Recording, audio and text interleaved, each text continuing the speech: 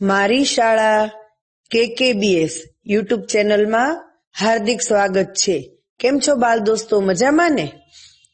હવે આપણે 4 જાન્યુઆરી આવશે, બરાબર ને? તો એને આપણે કયા દિવસ તરીકે ઓળખીએ છીએ, ખબર છે કોઈને?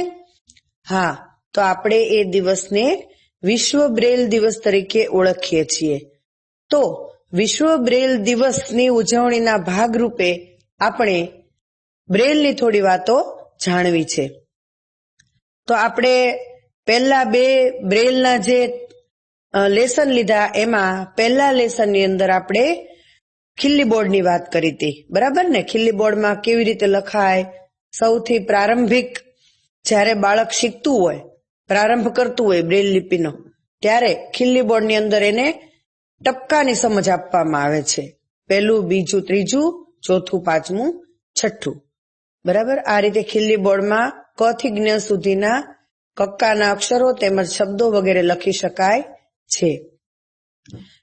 પછીના તાસમાં આપણે ચાલો બ્રેલ શીખીએ, એની અંદર આપણે ચીકપાટીમાં કેવી રીતે લખાય, કક્કાના ક થી જ્ઞ સુધીના તમામ ટપકાની સમજૂતી જોઈ।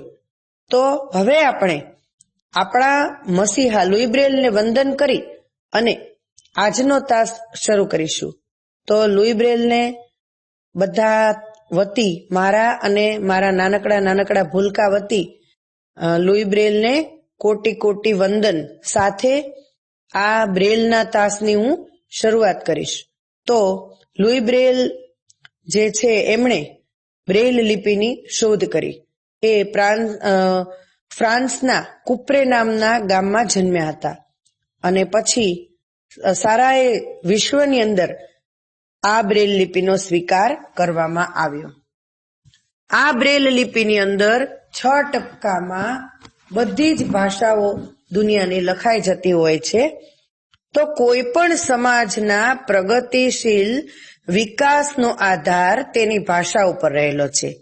જે વ્યક્તિ છે એ ભાષા ઉપર સારું પ્રભુત્વ જમાવી શકતી હોય તો તેનો વિકાસ છે એ સરળ અને ઝડપી બની શકે છે। એવી જ રીતે નેત્રહીન બાળકનું પણ છે। નેત્રહીન બાળક પણ સમાજનું એક વિભિન્ન અંગ હોય, તેની વિકાસ કૂચનો આધાર તેના ભાષાના પ્રભુત્વ ઉપર હોય છે। ભાષાના સારા અને સમૃદ્ધ જ્ઞાન માટે શબ્દ ભંડોળની વિપુલતા મોટો ભાગ ભજવે છે। જેટલું તમારી પાસે શબ્દ ભંડોળ હશે એટલું તમારું ભાષાકીય જ્ઞાન વધશે। નેત્રહીન બાળકને બ્રેલ લિપિ દ્વારા શિક્ષણ આપવામાં આવે છે। એમ માનવામાં આવે છે કે સામાન્ય બાળક કરતા બ્રેલ લિપિમાં લેખન વાંચનની ઝડપ ઓછી અથવા તો ધીમી ગતિની હોય છે। પરંતુ જો નેત્રહીન બાળકની સ્પર્શ શક્તિને યોગ્ય રીતે વિકસાવવામાં આવે તો આ ક્ષતિ મહદ અંશે ઓછી કરી શકાય। એટલે કે મારી દ્રષ્ટિએ તો બાળક 4 થી 5 વર્ષનું હોય ત્યારે જો એની સ્પર્શ શક્તિને નિયમિત રીતે વિકસાવવામાં આવે, એના હાથમાં કોઈ સ્પર્શીય સાધન મૂકવામાં આવે અને એના સ્પર્શ દ્વારા બાળક પોતાની સ્પર્શ શક્તિને વિકસાવે તો એને ભવિષ્યમાં ક્યારેય બ્રેલ લિપિ ન આવડે અથવા તો એની સ્પીડ ધીમી થાય એવું રહેતું નથી। જ્યારે નેત્રહીન બાળકને ભાષા શીખવવાની શરૂઆત કરીએ ત્યારથી જ તેની આંગળીઓના ટેરવાની નીચે સરળ અને સહજ રીતે વિવિધ શબ્દો મૂકી દઈએ ને તો બાળકની વાંચન અને પાછળથી તેની અર્થગ્રહણની શક્તિ પણ વિકાસ પામશે। ઘણા બાળકો એવા હોય કે એનું વાંચન ખૂબ સરસ હોય પણ એની અર્થગ્રહણ શક્તિ સારી હોય નહીં। એણે પેરેગ્રાફ તો વાંચી નાખ્યો પણ એનો અર્થ શું થતો હશે એ બાળકને ખબર પડતી નથી। તો બ્રેલ લિપિની અંદર અર્થગ્રહણ સ્પર્ધા પણ રાખવામાં આવી હોય। એમાં અનુભવના આધારે હું પણ એવું કહી શકું કે અર્થગ્રહણ જલ્દીથી જો બાળકમાં ન વિકસે અને માત્ર વાંચન કરી જાણે તો પણ મતલબ વગરની વાત બની જાય। તો આવા તર્કસંગત હેતુથી આપણે બ્રેલ લિપિની અંદર જુદી જુદી હરોળના અભ્યાસ કરવાના છે. તો આ હરોળ જે છે એ 6 ટપકાની અંદરથી જ આપણે ગોતીશું. બરાબર? પહેલું, બીજું, ત્રીજું, ચોથું, પાંચમું અને છઠ્ઠું આ ટપકાની અંદરથી જો આપણે હરોળની શરૂઆત કરવી હોય તો આપણે કેવી રીતે હરોળ કરીશું? તો પહેલા તો આપણે લઈશું ટપકા નંબર 1. પહેલું, બીજું, ત્રીજું ડાબી બાજુ આવશે અને ચોથું, પાંચમું, છઠ્ઠું જમણી બાજુ આવશે. તો પહેલું ટપકું આપણે લઈશું તો 1 એટલે બનશે અજગરનો અ. પછી લઈશું આપણે પહેલું અને બીજું તો બનશે બકરીનો બ. પછી આપણે લઈશું 1, 2 અને 3 એટલે ડાબી બાજુની લાઈન આપણે આખી લઈ લીધી ઊભી હરોળની. પહેલું, બીજું અને ત્રીજું એટલે બનશે લકોઠાનો લ. હવે આપણે 3 અક્ષર લઈ લીધા, 3 ડોટ આપણે લઈ લીધા, પહેલું, બીજું ને ત્રીજું. એમાંથી હવે આપણે બીજું કાઢી નાખીશું તો રહેશે પહેલું અને ત્રીજું એટલે બનશે કલમનો ક. પછી આપણે ઉપરના બંને ટપકા કાઢી નાખીશું, પહેલું અને બીજું, તો બનશે ત્રીજું ટપકું ચંદ્રબિંદી. પછી આપણે પહેલું કાઢી નાખીશું તો બનશે અર્ધવિરામ એટલે કે બીજું અને ત્રીજું.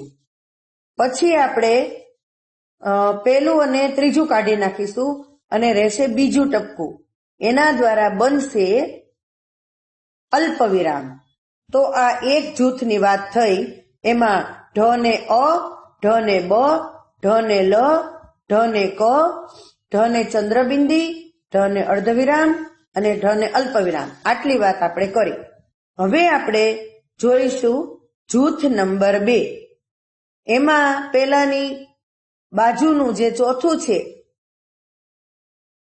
આપણે પહેલું બીજું, ત્રીજું એની સાથે આપણે ચોથા ટપકાનો ઉપયોગ કરવાનો છે.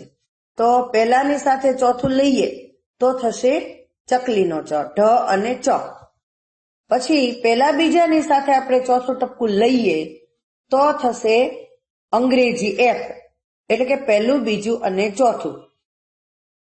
પછી પહેલું, બીજું, ત્રીજું એની સાથે આપણે ચોથું ટપકું લઈએ તો શું થશે બાળકો ખબર છે? હવે એ તહેવાર બહુ નજીકમાં છે. બોલો બોલો શું થશે? પતંગનો પ. બરાબર ને? પતંગ ચગાવી બહુ ગમે બાળકોને તો. પછી આપણે લઈશું પહેલું અને ત્રીજું, એની સાથે આપણે ચોથું ટપકું લઈએ તો થશે મરચાનો મ, 1, 3 ને 4. પછી રહ્યું ત્રીજું, ત્રીજાની સાથે આપણે ચોથું ટપકું લઈએ તો થશે ઐ, ત્રીજું અને ચોથું. પછી બીજું, ત્રીજું એની સાથે આપણે ચોથું ટપકું લઈશું તો થશે સગડીનો સ. પછી માત્ર ત્રીજું ટપકું રહ્યું, બીજું ટપકું રહ્યું તો એની સાથે લઈએ આપણે ચોથું તો બીજું અને ચોથું એટલે કે રસવઈ ઈ, નાની ઈ થશે. 2 જૂથ આપણે પૂરા કર્યા. હવે ત્રીજા જૂથમાં પહેલાની સાથે આપણે ચોથું, પાંચમું લઈશું. પહેલું, બીજું, ત્રીજું બધા સાથે આપણે ચોથા, પાંચમાનો ઉપયોગ કરીશું. તો પહેલું અને એની સાથે ચોથું, પાંચમું એટલે દડાનો દ.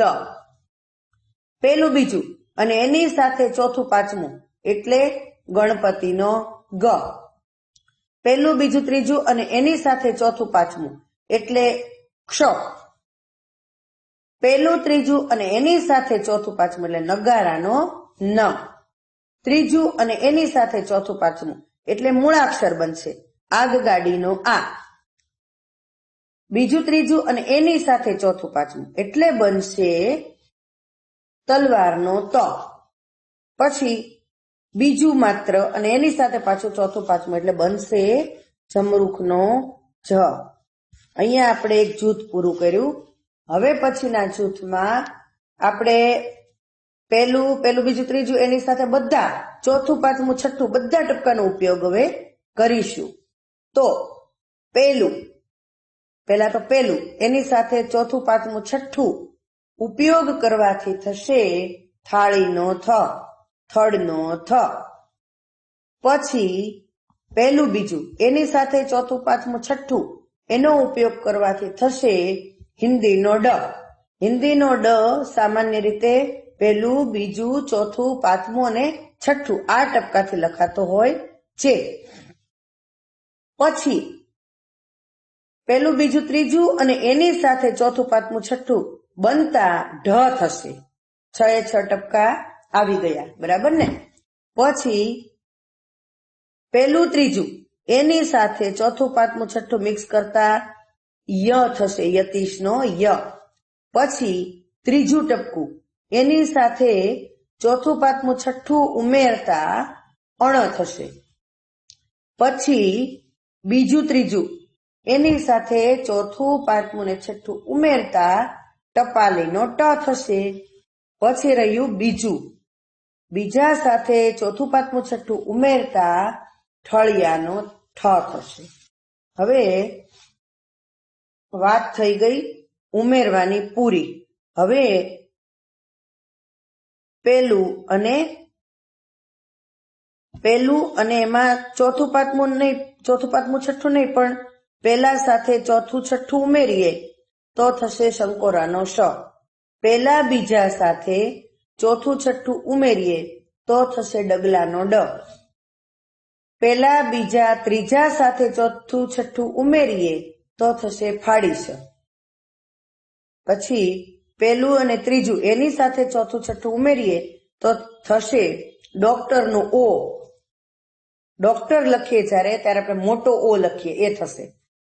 પછી ત્રીજા ટપકા સાથે ચોથું છઠ્ઠું ઉમેરીએ તો બનશે અંગ, કે જે સંસ્કૃતમાં મોટે ભાગે આપણે અનુસ્વારની જગ્યાએ એને વાપરતા હોઈએ. એ ઘરના ઘ પછી સામાન્ય રીતે કક્કો કરીએ આપણે ગુજરાતીનો, ત્યારે ઘરના ઘ પછી આપણે એને લખીએ. એમાં આવશે ત્રીજું, ચોથું ને છઠ્ઠું અંગ. પછી બીજા ત્રીજાની સાથે આપણે ચોથું છઠ્ઠું ઉમેરીએ તો થશે ધજાનો ધ.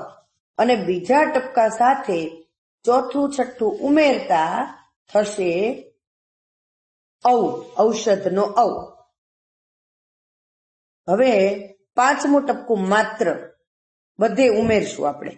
માત્ર પાંચમું, પહેલા સાથે પાંચમું ઉમેરતા એન્જિનનો એ મૂળાક્ષર બનશે. પહેલા બીજા સાથે પાંચમું ઉમેરતા હરણનો હ બનશે. પહેલા બીજા ત્રીજા સાથે પાંચમું ઉમેરતા રથનો ર બનશે. પહેલા ત્રીજા સાથે પાંચમું ઉમેરતા ઓશિકાનો ઓ એટલે કે મૂળાક્ષર બનશે. પછી ત્રીજું ટપકું હોય એની સાથે પાંચમું ઉમેરતા બનશે ત્રીજું અને પાંચમું એટલે કે દીર્ઘઈ ઈ મૂળાક્ષર. પછી બીજા ત્રીજા સાથે પાંચમું ઉમેરતા ગુજરાતી ફાનસનો ફ બનશે. પછી બીજા સાથે પાંચમું ઉમેરતા ય બનશે. ટપાલીના ટ ની બાજુમાં આપણે ય લખીએ છીએ. એનો ઉપયોગ જવલ્લે ક્યાંક ગુજરાતી ભાષામાં થતો હોય છે. પછી જ્ઞ. પહેલા ટપકાની સાથે આપણે પાંચમું ટપકું ઉમેરતા જ્ઞ બનશે. પહેલા બીજા સાથે પાંચમું છઠ્ઠું ઉમેરતા બનશે મોટું ઉ એટલે કે મૂળાક્ષર દીર્ઘ ઉ. પછી પહેલા બીજા ત્રીજા સાથે પાંચમું છઠ્ઠું ઉમેરતા કોન્ટ્રેક્શન બનશે ઇંગ્લિશનું ઓફ, ઓ એફ, બરાબર, અંગ્રેજી કોન્ટ્રેક્શન.